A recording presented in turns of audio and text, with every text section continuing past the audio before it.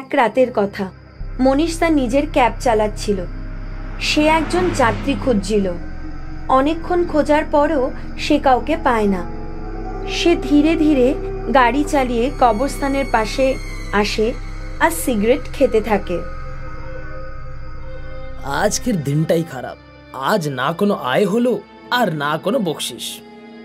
আর ঠিক তখনই কবরস্থানের দরজা খোলার আওয়াজ আসে। আর তারপর মনীষের গাড়ির দরজা খুলে কেউ ভেতরে বসে পড়ে। পিছনে তাকানোর ভুল করবেন না। আমায় বান্দ্রায় কবরস্থানে ছেড়ে দাও। তুমি তোমার ভাড়া পেয়ে যাবে। আর যদি ভুল করেও তুমি আমাকে দেখার চেষ্টা করো তাহলে তোমাকে আমার সাথে নিয়ে যাব। ওই যাত্রীর আওয়াজ এতটাই ভয়ানক ছিল যে মনীষ ভয় পেয়ে যায়। সে বুঝতে পারে যে ওই যাত্রী কোনো মানুষ নয়। ভয়ে ভীত মনীষ চিন্তিত ছিল। তার ঘাম ছুটছিল। সে চুপ করে গাড়ি চালাচ্ছিল। যখন সে বান্দ্রার কবরস্থানে পৌঁছায় সে খুব জোরে ব্রেক মারে। তার হৃদস্পন্দন খুব জোরে ছিল। সে ভয়ে কাঁপতে থাকে। পিছনে তাকানোর ভুল করবেন না। ক্যাবের দরজায় খোলে আর সেই যাত্রী বাইরে চলে যায়। দরজা বন্ধ হতেই মনীষ এক্সেলেটর দাবায় আর জোরে গাড়ি চালাতে থাকে।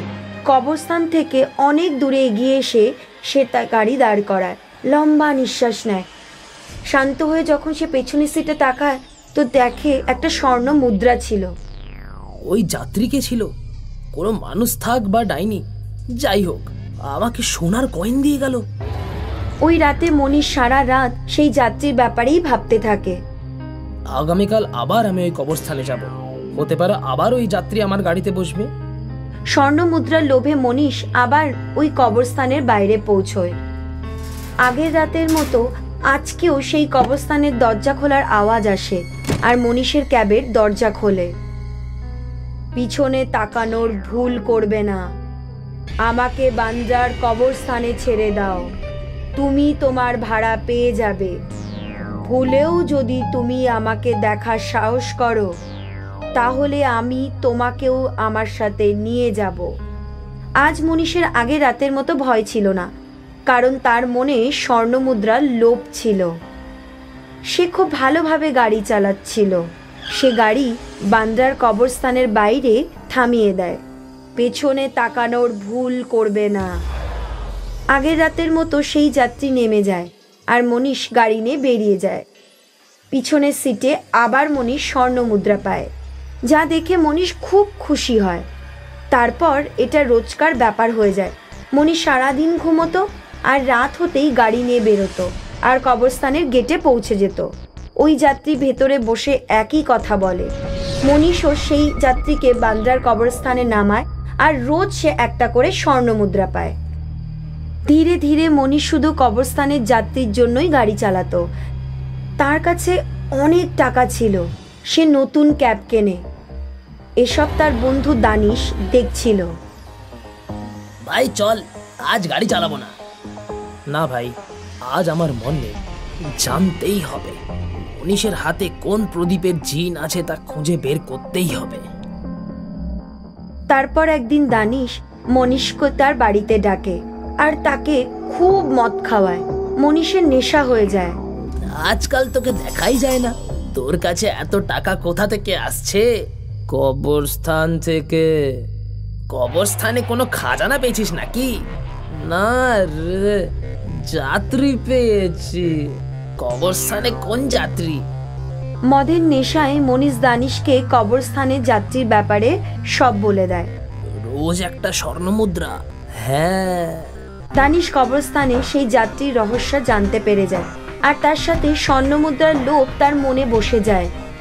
মনীষ যখন ঘরে যায় তখন দানিশ তার নিজস্ব পরিকল্পনা বানায়। মনীষ রোজ 10টায় ওই কবরস্থানের গেটে যায়। আমি ওর আগেই ওখানে পৌঁছে যাব। হতে পারে ওই যাত্রী তাড়াতাড়ি বাইরে এলো আর আমার গাড়িতে বসলো আর আমায় স্বর্ণ মুদ্রা দিয়ে গেল। পরের দিন সন্ধ্যা হতেই দানিশ ওই কবরস্থানের গেটে পৌঁছয়। কিছুক্ষণ অপেক্ষা করার পর দানিশ কবরস্থানের গেট খোলার আওয়াজ পায়। তারপর দানিশের ক্যাবের দরজাও খোলে আর কেউ ভিতরে বসে পড়ে। পিছনে তাকানোর ভুল করবে না। আমাকে বান্দ্রার কবরস্থানে ছেড়ে দাও। তুমি তোমার ভাড়া পেয়ে যাবে। ভুলেও যদি তুমি আমাকে দেখার সাহস করো, তাহলে আমি তোমাকেও আমার সাথে নিয়ে যাব। ঠিক আছে। দানিশ গাড়ি চালাতে থাকে, কিন্তু দানিশের মনে অন্য ভাবনা এলো। আমার মনে হয় না এটা কোনো ডাইনি ভূত হবে। মনে হয় এই ভয়ঙ্কর আওয়াজের পিছনে খুব সুন্দর কোনো মহিলা রয়েছে। হয়তো আওয়াজ বদলে আমাকে ভয় দেখানোর চেষ্টা করছে। আর কি, আজকাল এইসব ডাইনি। পিছনে তাকানোর ভুল করবে না। না না, আমি তাকাচ্ছি না। দানিশ চিন্তায় পড়ে যায় যে তার মনের কথা কিভাবে ওই যাত্রী জানতে পারল। দানিশ গাড়ি চালাতে থাকে। কিছুক্ষণ পর দানিশ ভাবল, যাত্রীকে দেখার জন্য তার পেছনে ফেরার কি দরকার। ও রেয়ার মিরর ঘোরায় আর পিছনে বসা যাত্রীকে দেখে ওর চোখ বড় বড় হয়ে গেল। বাঁচাও! আমি বলেছিলাম পেছনে তাকাবে না, তুমি আমার কথা শুনলে না। এবার তোমায় আমার সাথে কবরস্থান যেতে হবে। বাঁচাও! ডাইনিটি দানিশের গাড়ির বনেটের ওপরে চলে আসে। দানিশ দ্রুত ব্রেক কষল আর সেই ডাইনি কাঁচ ভেঙে ভেতরে চলে আসে। দানিশের শরীর থেকে তার আত্মা বের করে নেয়। তারপর সেই আত্মাকে নিজের সঙ্গে কবরস্থানে নিয়ে যায়। পরের দিন সকালে মনীষ দানিশের মৃতদেহ দেখে আর সে বুঝতে পেরে যায় যে কি হয়েছে। আজকের পর আমি কখনো কবরস্থানের আশেপাশেও আসবো না। নিশ্চয়ই দানিশ ওই ডাইনিটিকে দেখে নিয়েছিল। কবরস্থানের ওই যাত্রী মাঝে মধ্যেই তার শিকারের জন্য বেরোয়।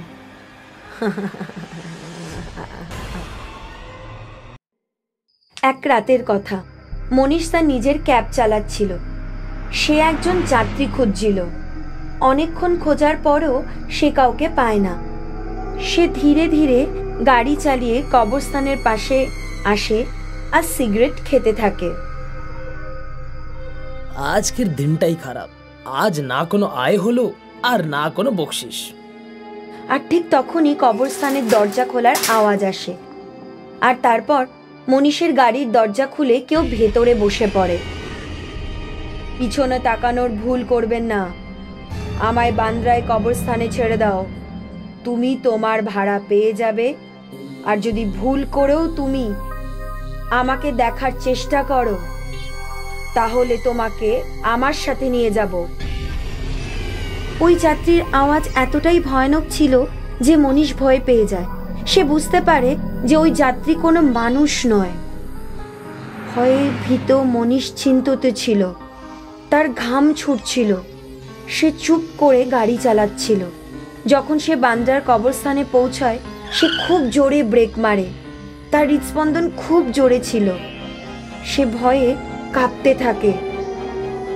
পিছনে তাকানোর ভুল করবেন না। ক্যাবের দরজায় খোলে আর সেই যাত্রী বাইরে চলে যায়। দরজা বন্ধ হতেই মনীষ এক্সেলেটর দাবায় আর জোরে গাড়ি চালাতে থাকে। কবরস্থান থেকে অনেক দূরে এগিয়ে এসে সে তার গাড়ি দাঁড় করায়। লম্বা নিঃশ্বাস নেয়।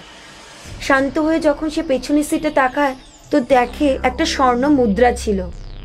ওই যাত্রী কে ছিল? কোনো মানুষ থাক বা ডাইনি, যাই হোক, আমাকে সোনার কয়েন দিয়ে গেল। ওই রাতে মনীষ সারা রাত সেই যাত্রীর ব্যাপারেই ভাবতে থাকে। আগামীকাল আবার আমি ওই কবরস্থানে যাব। হতে পারে আবার ওই যাত্রী আমার গাড়িতে বসবে। স্বর্ণ মুদ্রার লোভে মনীষ আবার ওই কবরস্থানের বাইরে পৌঁছয়। আগের রাতের মতো আজকেও সেই কবরস্থানের দরজা খোলার আওয়াজ আসে আর মনীষের ক্যাবের দরজা খোলে। পিছনে তাকানোর ভুল করবে না। আমাকে বান্দ্রার কবরস্থানে ছেড়ে দাও। তুমি তোমার ভাড়া পেয়ে যাবে। ভুলেও যদি তুমি আমাকে দেখার সাহস করো, তাহলে আমি তোমাকেও আমার সাথে নিয়ে যাব। আজ মনীষের আগের রাতের মতো ভয় ছিল না, কারণ তার মনে স্বর্ণমুদ্রার লোভ ছিল। সে খুব ভালোভাবে গাড়ি চালাচ্ছিল। সে গাড়ি বান্দ্রার কবরস্থানের বাইরে থামিয়ে দেয়। পেছনে তাকানোর ভুল করবে না। আগের রাতের মতো সেই যাত্রী নেমে যায় আর মনীষ গাড়ি নিয়ে বেরিয়ে যায়। পিছনের সিটে আবার মনীষ স্বর্ণ মুদ্রা পায়, যা দেখে মনীষ খুব খুশি হয়। তারপর এটা রোজকার ব্যাপার হয়ে যায়। মনীষ সারাদিন ঘুমোতো আর রাত হতেই গাড়ি নিয়ে বেরোতো আর কবরস্থানের গেটে পৌঁছে যেত। ওই যাত্রী ভেতরে বসে একই কথা বলে। মনীষও সেই যাত্রীকে বান্দ্রার কবরস্থানে নামায় আর রোজ সে একটা করে স্বর্ণ মুদ্রা পায়। ধীরে ধীরে মনীষ শুধু কবরস্থানের যাত্রীর জন্যই গাড়ি চালাতো। তার কাছে অনেক টাকা ছিল, সে নতুন ক্যাব কেনে। এসব তার বন্ধু দানিশ দেখছিল। ভাই চল, আজ গাড়ি চালাবো না। না ভাই, আজ আমার মন নেই, জানতেই হবে মনীষের হাতে কোন প্রদীপের জিন আছে তা খুঁজে বের করতেই হবে। তারপর একদিন দানিশ মনীষকে তার বাড়িতে ডাকে আর তাকে খুব মদ খাওয়ায়। মনীষের নেশা হয়ে যায়। আজকাল তোকে দেখাই যায় না, তোর কাছে এত টাকা কোথা থেকে আসছে? কবরস্থান থেকে। কবরস্থানে কোনো খাজানা পেয়েছিস নাকি? না রে, যাত্রী পেয়েছি। কবরস্থানে কোন যাত্রী? মদের নেশায় মনীষ দানিশকে কবরস্থানের যাত্রীর ব্যাপারে সব বলে দেয়। রোজ একটা স্বর্ণ মুদ্রা। হ্যাঁ। দানিশ কবরস্থানে সেই যাত্রীর রহস্য জানতে পেরে যায় আর তার সাথে স্বর্ণ মুদ্রার লোভ তার মনে বসে যায়। মনীষ যখন ঘরে যায় তখন দানিশ তার নিজস্ব পরিকল্পনা বানায়। মনীষ রোজ 10টায় ওই কবরস্থানের গেটে যায়। আমি ওর আগেই ওখানে পৌঁছে যাব। হতে পারে ওই যাত্রী তাড়াতাড়ি বাইরে এলো আর আমার গাড়িতে বসলো আর আমায় স্বর্ণ মুদ্রা দিয়ে গেল। পরের দিন সন্ধ্যা হতেই দানিশ ওই কবরস্থানের গেটে পৌঁছয়। কিছুক্ষণ অপেক্ষা করার পর দানিশ কবরস্থানের গেট খোলার আওয়াজ পায়।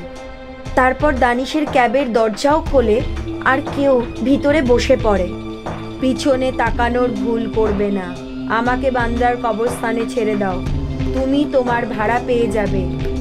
ভুলেও যদি তুমি আমাকে দেখার সাহস করো তাহলে আমি তোমাকেও আমার সাথে নিয়ে যাব। ঠিক আছে। দানিশ গাড়ি চালাতে থাকে, কিন্তু দানিশের মনে অন্য ভাবনা এলো। আমার মনে হয় না এটা কোনো ডাইনি ভূত হবে।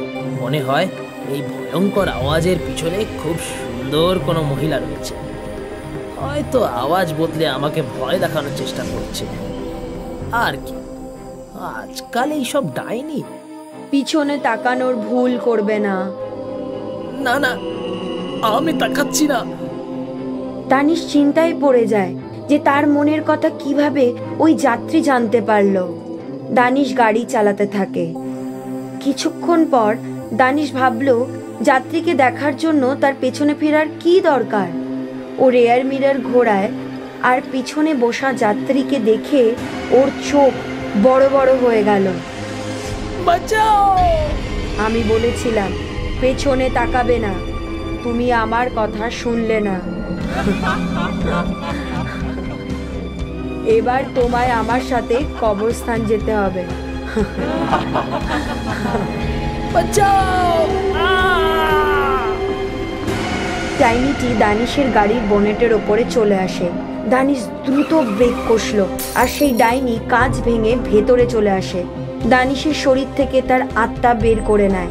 তারপর সেই আত্মাকে নিজের সঙ্গে কবরস্থানে নিয়ে যায়। পরের দিন সকালে মনীষ দানিশের মৃতদেহ দেখে আর সে বুঝতে পেরে যায় যে কি হয়েছে। আজকের পর আমি কখনো কবরস্থানের আশেপাশেও আসবো না। নিশ্চয়ই দানিশ ওই ডাইনিটিকে দেখে নিয়েছিল। কবরস্থানের ওই যাত্রী মাঝে মধ্যেই তার শিকারের জন্য বেরোয়।